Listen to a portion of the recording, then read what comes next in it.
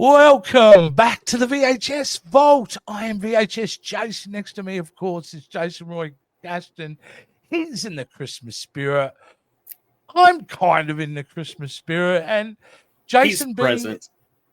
Jason being so, very much into the holiday, he wanted to celebrate it by bringing in a Christmas movie this week. And a Christmas movie I've never seen called Krampus. Yes. So, yeah, like this was interesting because it's not like something I watched 30 years ago. Just never seen it. And I'll tell you what, I don't know why I never saw it. I think it was just, I don't know. I think I saw the poster art and it didn't grab me. I don't think I remember seeing trailers for it. It really just kind of went by the wayside. I just thought it was one of those C grade kind of horror films. However, and I'm just dropping the log here now. This is a new Christmas classic in my house. I freaking love this movie. I have to agree, although I do think that it is inherently flawed in its execution, which unfortunately keeps it from becoming an instant Christmas classic with me. I still think it's a quality movie, but I don't think it goes far enough with its premise, and I don't think it goes far enough with the tone of the entire movie, which I will get into that later on. Absolutely, but we'll get into that later on. But I still have high marks for this movie. I think it's hilarious.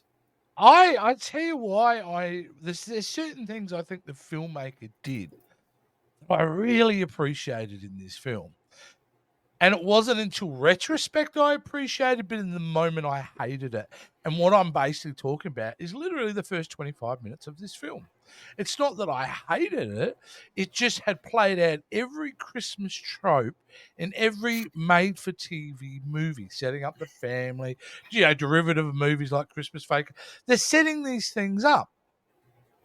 And I'll be honest with you, the 25-minute mark, I'm like, I don't know where this movie's going. This is not great so far. And then the film does a complete direct, the movie goes up to 11 very quickly, and I love it. And then I'm thinking to myself, no, that was by design. By design, I think they decided to make a really crappy B-grade, traditional, stereotypical setup, because when they do turn it up to 11, it's magical.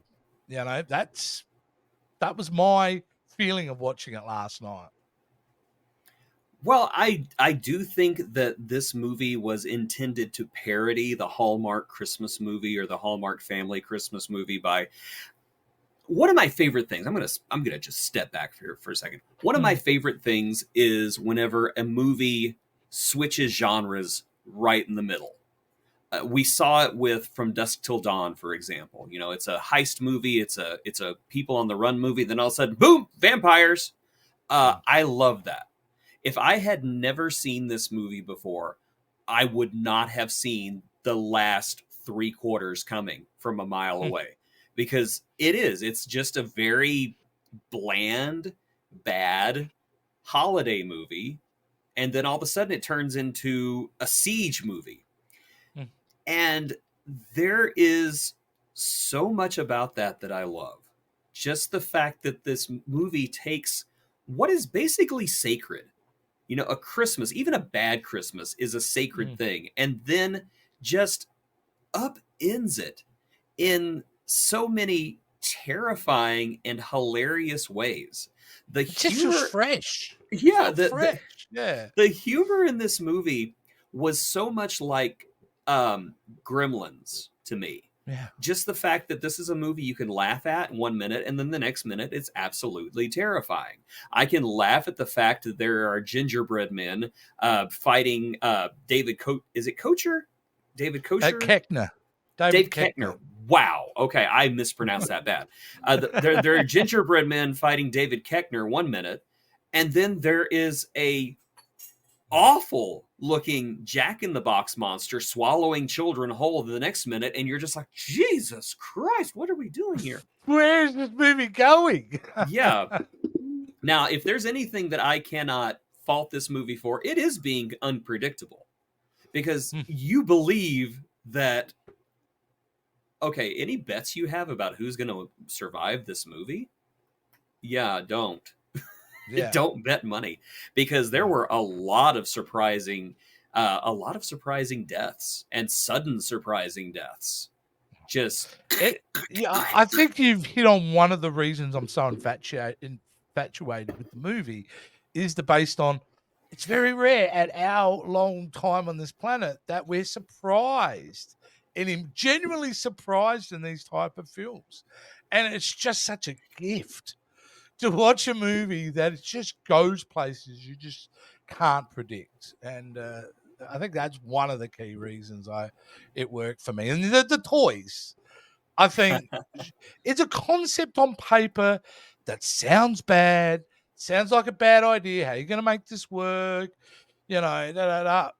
But honestly, if the director's got some strong points, it's pulling off the tone of this whole thing. Because those gingerbread men are great and hilarious. And, you know, I had to do the math for a second. I went, oh, so that's where they stole the mini marshmallows idea from, hey? yeah. From Ghostbusters, because I was watching it thinking, oh, they stole that from Ghostbusters. No, Ghostbusters came after this, like 5 years after. But I love the idea of Oh, it. oh, that goes. I was just sitting there Yeah, thinking, you know what I what? mean? The mini Oh, never marshmallow mind. guys from That other, yeah, Afterlife.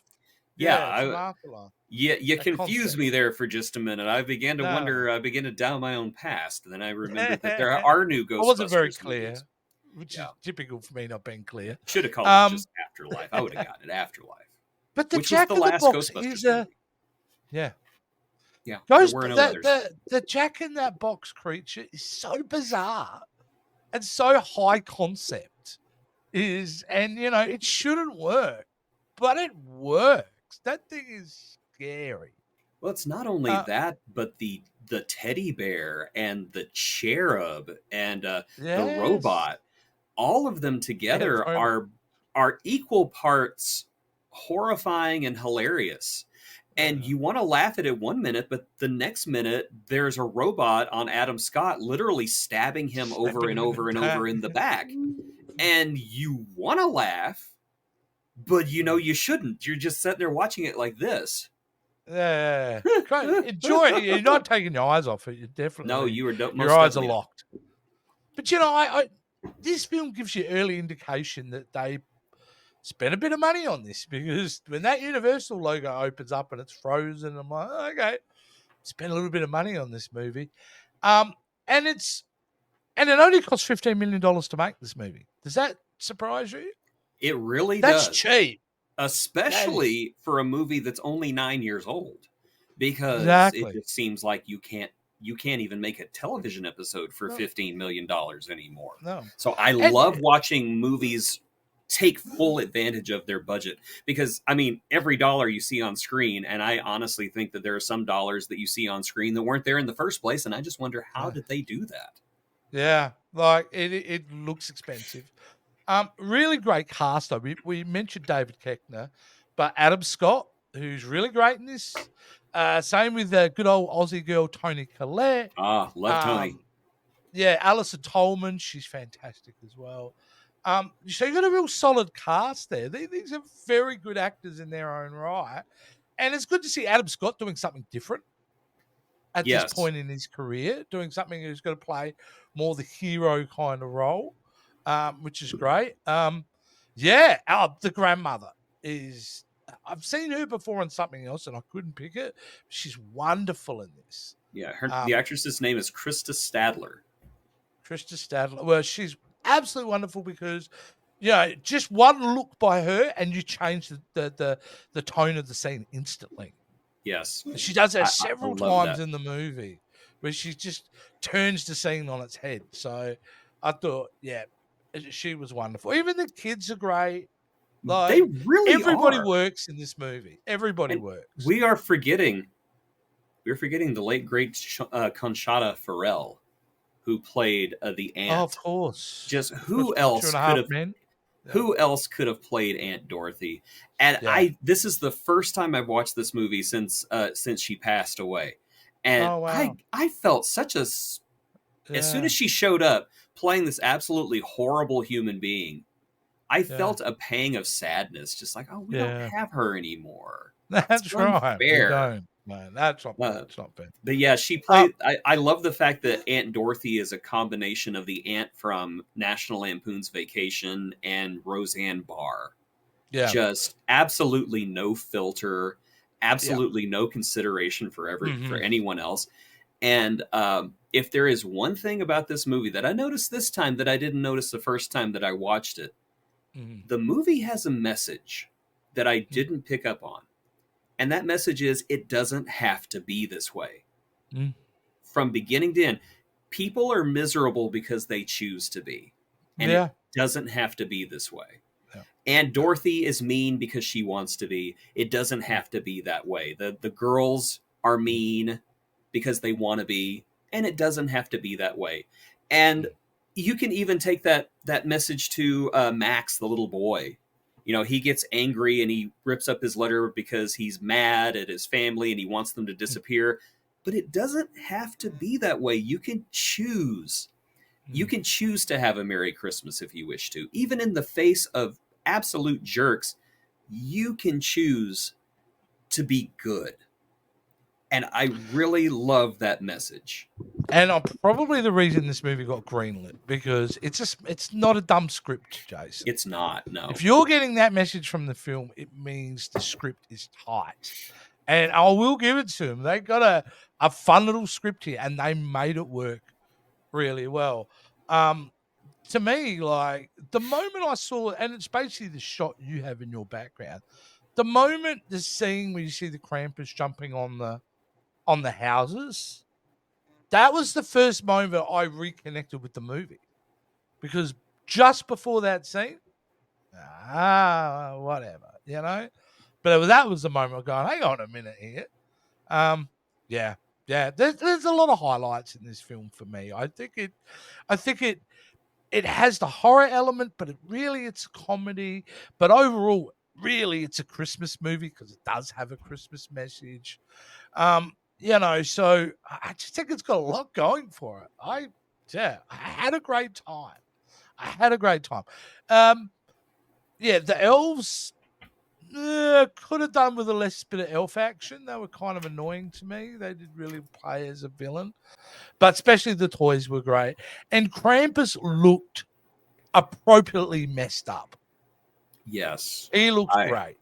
I And love the look of the undead Santa.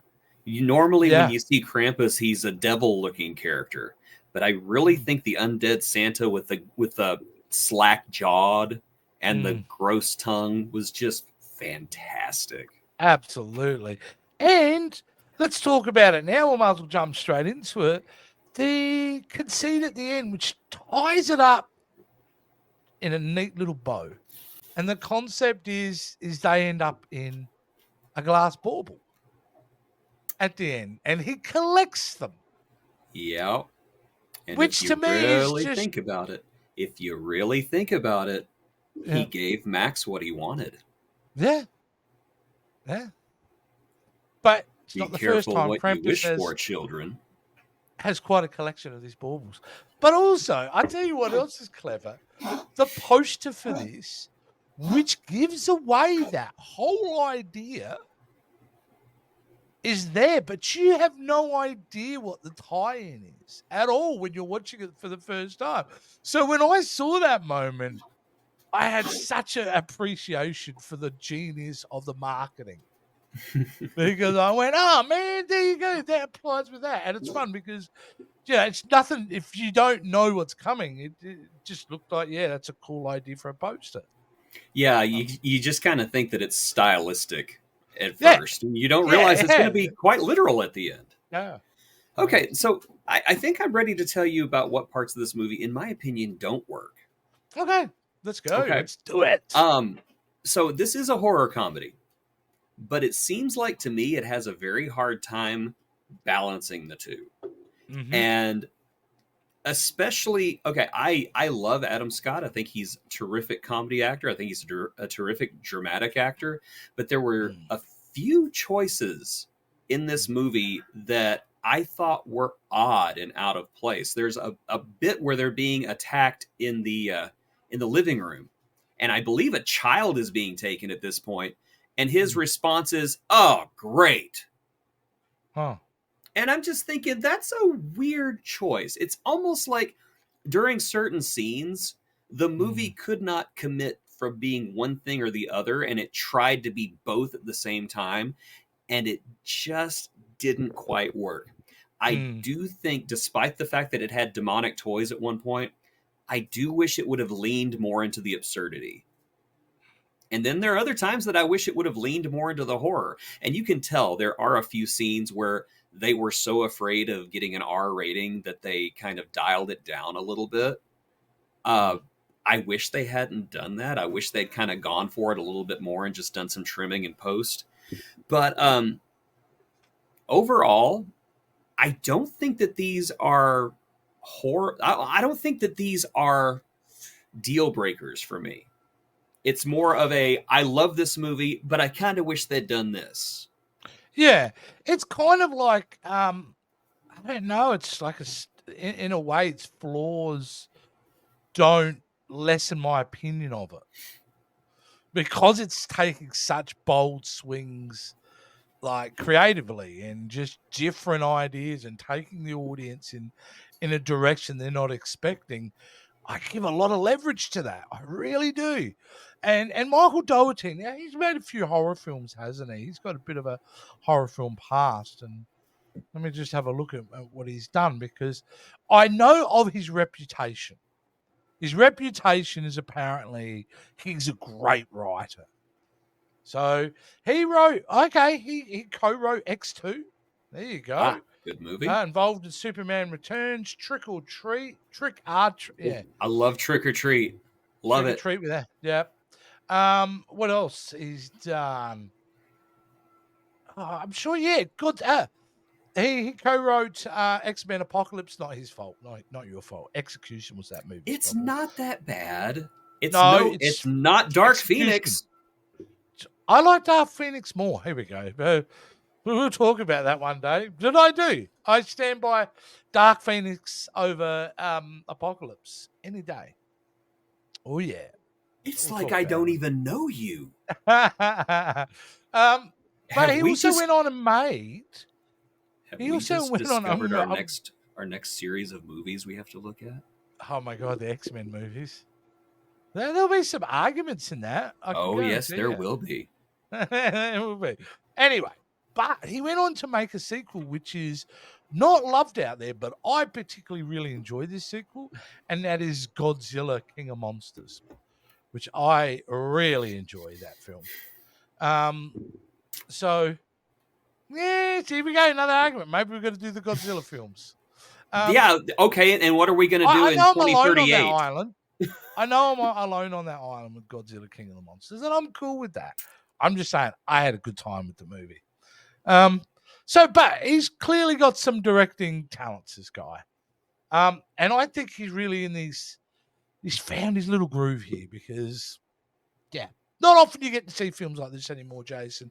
This is very inherent of our childhood. You know, this reminds you, like you said, Gremlins. You could put the Gate into this. You could put, I love the Gate. Yeah, that's right. You can put lots of different 80s movies influences into this, and it kind of works, you know. And for us here in the Western world, there hadn't a lot been done with the Krampus at that point, was there? It was still a fairly unique concept for the US, Australian, UK audiences. As soon as this movie hit, though, everybody and their dog was making Christmas Krampus movies. Not very good ones. I remember Kevin Smith having a script for a Krampus movie at one point. I do believe that my absolute favorite interpretation of the Krampus comes from not Family Guy. What's that other one? American Dad. Because in their version, the Krampus is the good guy and Santa's evil. But but Santa's got like good PR, so everybody thinks he's the good guy. Americans should be totally familiar with that.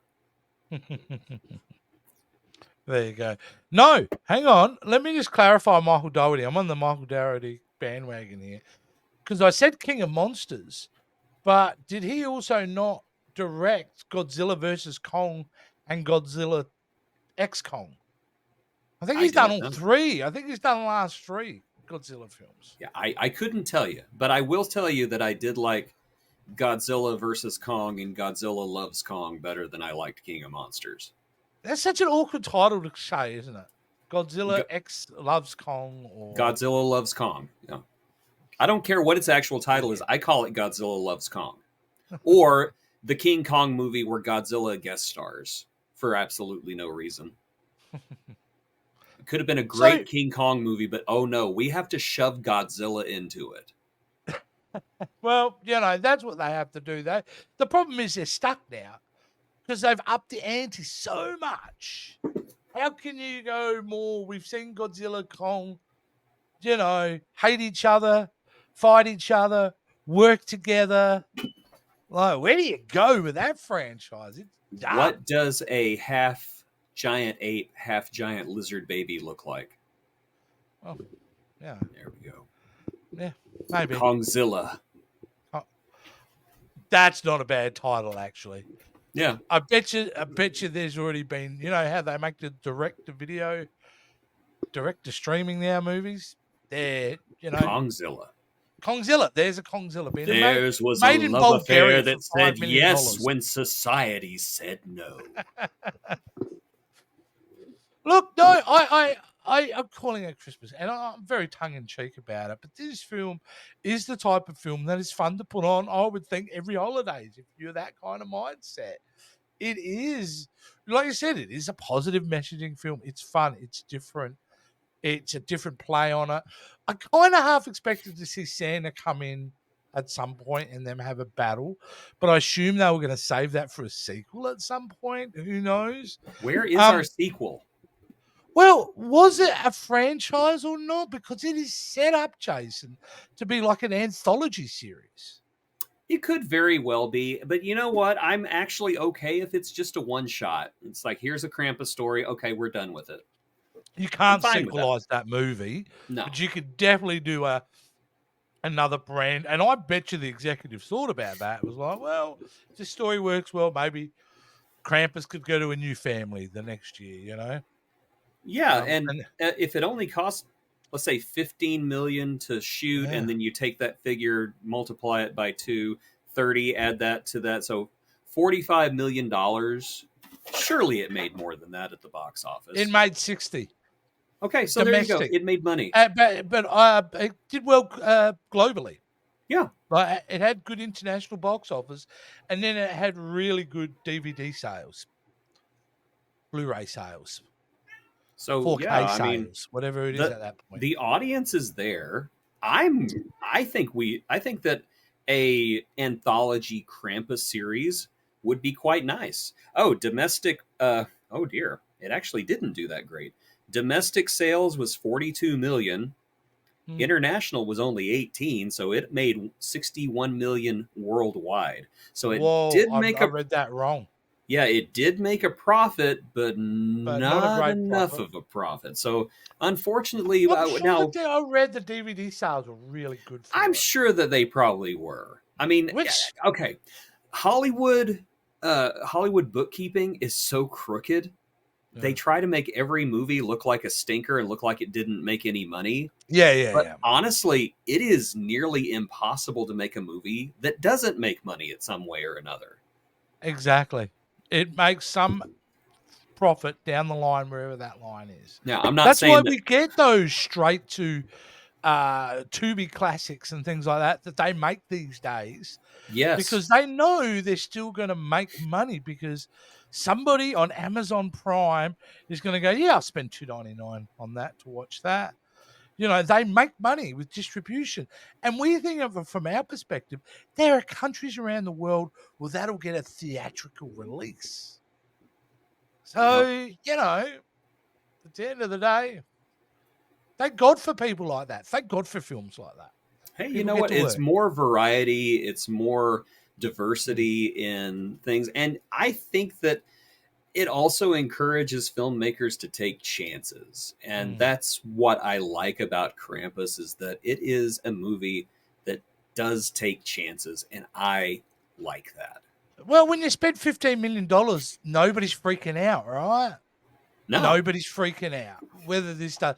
And I think that's what that's why I like it too, because it does feel like a filmmaker's vision, his idea. It seems very, yeah, it hasn't been interfered with, again, with all its flaws. Yeah. I recommend Krampus. It was me and the wife were honestly not in the mood to watch anything last night. I'll be honest with you. She just got I was tired. She was tired. We put it on. We both had a great time. So no matter what, it brought the Christmas spirit back into our house last night. Yes, I had a great time watching it as well. Even with the missed opportunities, in my opinion, I still think that this is a fantastic movie. If you have not watched Krampus, you are denying yourself a true Christmas classic. So please, please, this holiday season, stroke up the fire, call the kids into the room, get yourself under a blanket, make some popcorn, and watch a bunch of people get terrorized by a demon. Pretty great. It's pretty great. All right. Oh, well, hold on. One thing we didn't mention. okay. How great was that stop motion bit whenever the grandma's telling her story? Oh, the Coraline. Yes, it was Yeah, so good. it was amazing. And again, another example of the film taking lefts and rights that you wouldn't expect. Yes. And it was beautiful. It was poignant. It wasn't vacuous either. It was sad. Like, it was very effective. And again, there's another emotion you're not expecting in the film like this, to feel genuine sadness in a scene. I did in that scene.